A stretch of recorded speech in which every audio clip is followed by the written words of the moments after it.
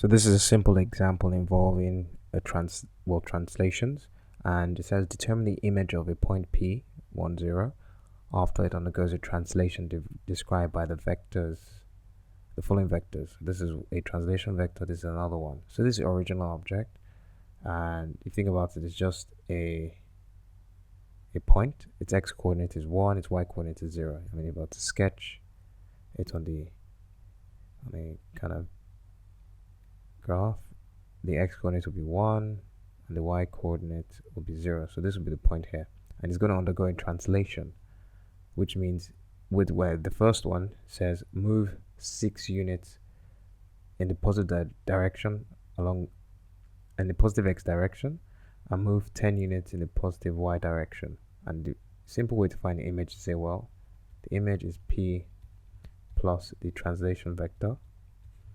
So the image is 10 plus 610, which is simply equal to 1 plus 6, which is 7, and then 0 plus 10, which is 10.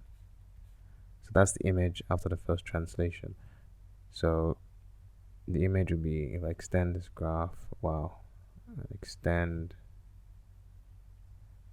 this one, so this will have moved somewhere, well, this is 7 and high up here will be 10, so it will have moved here, which means that this point here, which started with, will have moved 6 units positively in the x direction.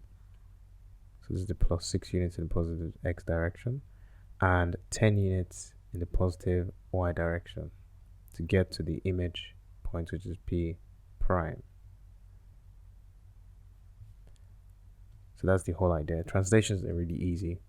So for the second case, where we have a different translation vector, the image, I'm going to call this P prime double prime, is going to be the object, the original points vector representation, plus the translation vector minus 4, 2. So it says move 4 units in the negative x direction and move 2 units in the positive y direction, but we can just simply add to get the result. So it's 1 plus minus 4, which is 1 minus 4, and 0 plus 2, which is 2. So the image